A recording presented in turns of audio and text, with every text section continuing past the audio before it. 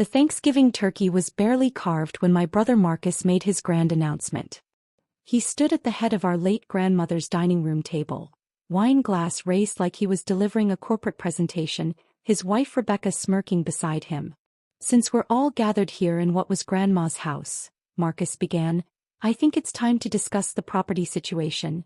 I continued serving sweet potato casserole to our cousins, keeping my expression neutral. At 29, I'd learned that Marcus thrived on reactions. The bigger the audience, the more dramatic his performances became. "As the eldest son and primary heir," Marcus continued, "I've decided to take full ownership of this property. It's time to stop this temporary arrangement and establish proper ownership." Our cousin Sarah shifted uncomfortably. "Marcus, didn't Grandma leave specific instructions about the house?" "Verbal promises don't hold legal weight," Rebecca interjected, her real estate license apparently making her an expert on inheritance law. "Marcus has every right to claim his family property." I reached for my phone, typing a quick message under the table to my property attorney. "Need to discuss the Morrison estate tomorrow morning. Urgent family matter." Marcus noticed my phone activity and his chest puffed with satisfaction. "That's right, Daniel. Start looking for apartments online. I'm giving you until New Year's to find other arrangements." "Other arrangements?" Aunt Linda gasped. "Daniel's been taking care of this house for 3 years. Taking care of it while living here rent-free," Marcus corrected. "Meanwhile, Rebecca and I have been paying our own mortgage plus property taxes. It's time for fairness." The irony was spectacular. While Marcus assumed I'd been freeloading off Grandma's generosity, I'd actually been paying all utilities, maintenance costs and property improvements. More importantly, I'd been making the monthly mortgage payments that Marcus didn't even know existed. "Daniel never contributes anything substantial," Dad nodded approvingly. "Marcus has always been our family's financial planner. He understands property values and investment strategies." Marcus beamed at the validation. "Exactly. This house is worth $400,000 now. It needs to be treated as a serious asset, not a charity case for Daniel's gaming hobby." My gaming hobby was actually a highly successful game development company I'd founded 2 years ago, but my family had never bothered to ask for details. They saw my work-from-home setup and concluded I was unemployed. "What about Grandma's wishes?" I asked quietly. "Grandma was 87 when she died," Rebecca said dismissively. "Old people make promises they can't legally enforce.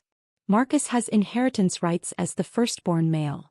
I almost laughed at the medieval logic, but instead excused myself to the kitchen to review the documents I'd been safeguarding for 3 years.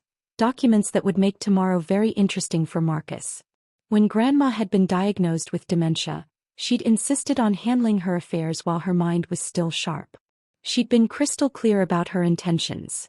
The house would go to whichever grandchild actually took care of her and the property. Marcus had visited twice during her final year, both times to ask for money. "Daniel's the only one who calls regularly," she told her attorney. "The only one who fixes things when they break, who drives me to doctor appointments, who actually cares about this house as a home instead of an investment." But Grandma had been cleverer than my family realized. Instead of just willing me the house, which Marcus could potentially contest, she'd sold it to me for $1 3 months before her death, when her mental faculties were unquestionably sound. The deed transfer had been properly filed, witnessed, and recorded with the county. "Everything okay in there?" Marcus called from the dining room. "Don't worry about cleaning up. Rebecca and I will handle that once we move in next month." I returned with coffee and pie, smiling pleasantly. "Just checking on dessert." The rest of dinner proceeded with Marcus holding court about his renovation plans. He wanted to update the kitchen, convert my home office into a nursery, and rent out the basement for extra income. "We'll probably gut the whole second floor," Marcus mused. "Daniel's been living like a college student up there. Computer equipment everywhere, no sense of adult design aesthetics." My computer equipment included 3 high-end gaming rigs, a full recording studio for game audio, and development hardware worth more than Marcus's annual salary. But explaining that would require them to listen, which had never been their strength. "When do you want Daniel out?" Dad asked practically. "December 31st, Marcus declared. "Fresh start for the new year. Time for this family to stop enabling his extended adolescence." I nodded thoughtfully. That seems reasonable. Marcus looked surprised by my compliance. Instead of arguments or pleading, I helped clear dishes and made polite conversation about his renovation timeline. As families prepared to leave, Marcus pulled me aside. Look, Daniel, I know this seems sudden, but it's time for both of us to grow up. You need to find your own place, build a real career. I understand, I replied sincerely. Change can be good for everyone involved. He actually looked relieved. Exactly. You'll thank me for this someday. I smiled. I'm sure one of us will.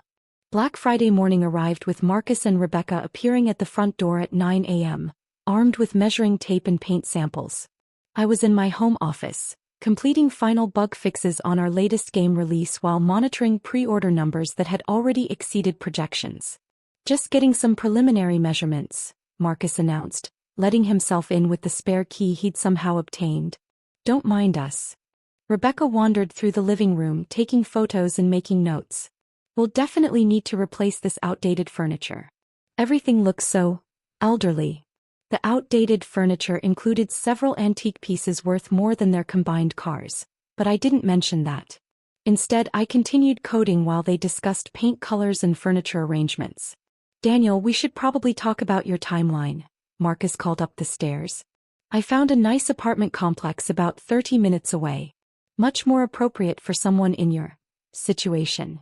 My situation involved overseeing a development team of 12 employees, managing publishing contracts with major gaming platforms, and maintaining revenue streams that had hit 7 figures last quarter. But Marcus had never asked about my work beyond dismissive comments about playing video games all day. I'll start making arrangements, I called back, which was technically true. The arrangements I was making involved a conference call with my attorney, scheduled for Monday morning. David Chin had handled Grandma's estate planning and was fully aware of the deed situation. He'd been waiting 3 years for someone to challenge the property ownership. Good, Marcus replied. Rebecca found some great staging furniture online. We want to modernize the whole aesthetic before listing the property. Listing. I paused my coding. Marcus bounded up the stairs, energized by his renovation plans. Well, we won't live here permanently. The neighborhood's okay, but Rebecca wants something more upscale for starting our family.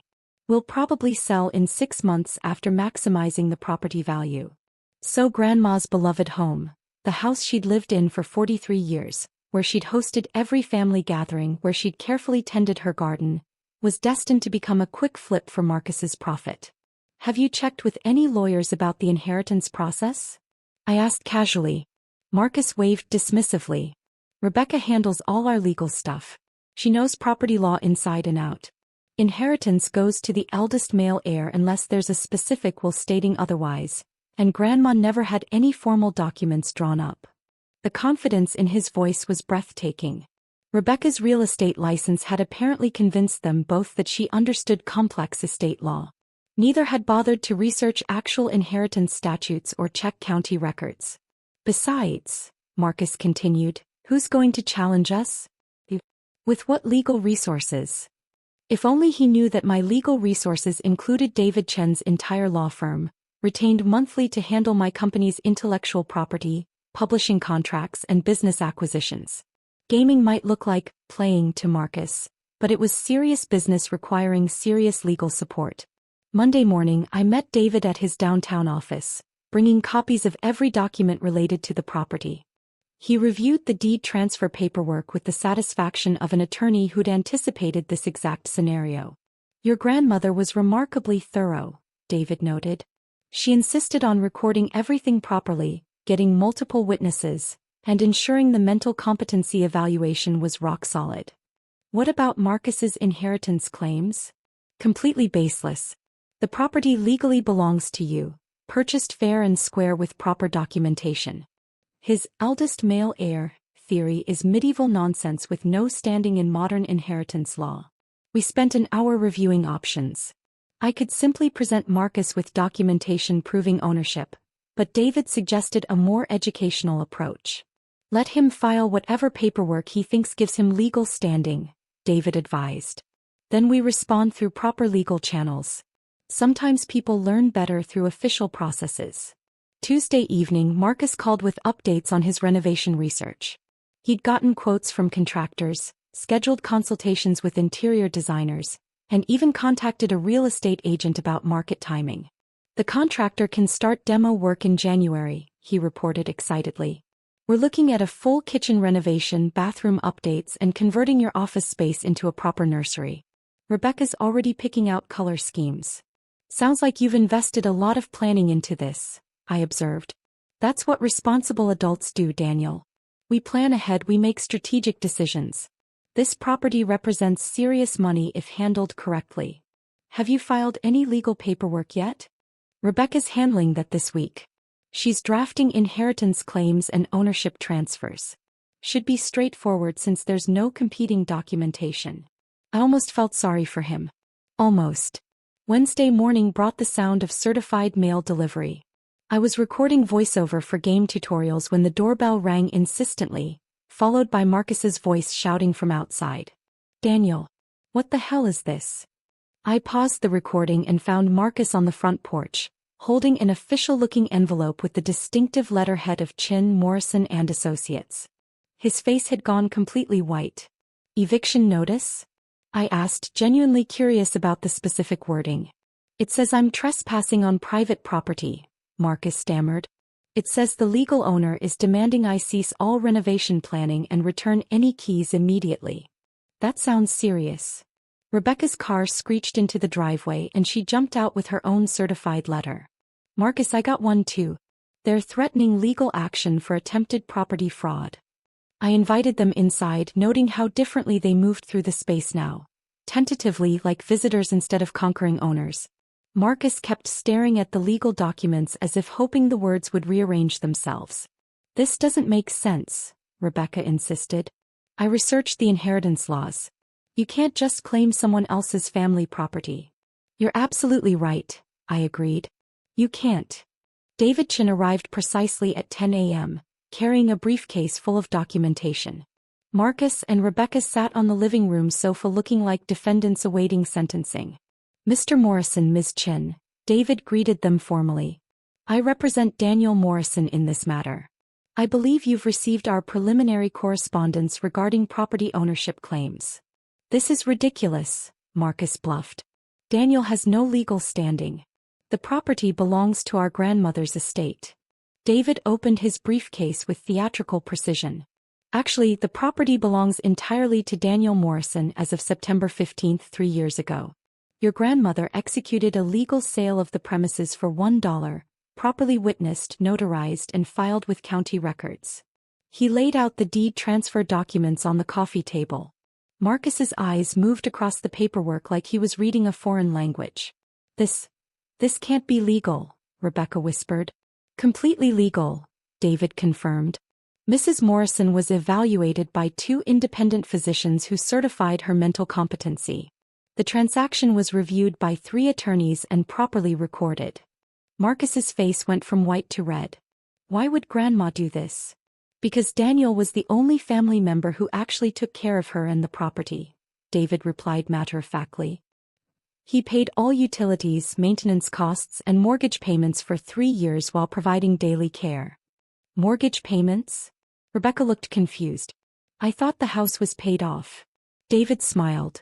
Mrs. Morrison took out a reverse mortgage to help finance her medical care.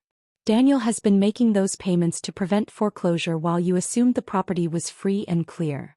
The silence stretched painfully. Finally, Marcus managed to whisper, "How much does Daniel owe on the mortgage?" "Nothing," David replied. "He paid it off completely last month. The property is now owned free and clear by Daniel Morrison." Marcus slumped forward, his head in his hands. "We had no idea." "Ignorance isn't a legal defense," David noted gently. The next few days brought a cascade of realizations that transformed Marcus's worldview. The property he'd planned to flip was not only legally mine, but carried a history of financial responsibility he'd never imagined. Rebecca quietly canceled contractor consultations and returned staging furniture. The real estate agent called to confirm listing details, only to learn the property wasn't available. More devastating was the revelation of my actual financial situation. When Marcus finally asked about my gaming hobby, I showed him our revenue reports and partnership agreements with major publishers.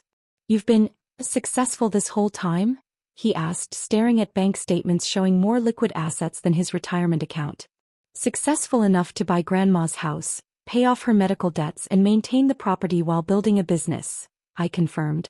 I never needed charity. I was providing it. The family dynamics shifted immediately. My parents suddenly wanted detailed explanations of my work. The same relatives who'd dismissed my career now asked about investment opportunities. Marcus attempted several apologies, but the damage was irreversible. His assumption of inheritance rights, dismissal of my contributions and eagerness to sell Grandma's home for profit revealed character flaws that couldn't be unseen. I kept the house, transforming it into both memorial and business headquarters. Grandma's garden flourished under professional landscaping, while her favorite rooms were preserved exactly as she'd left them. The basement became a development studio where my team created games honoring her memory. Marcus eventually found success, but our relationship remained distant. Some lessons about respect come with permanent consequences.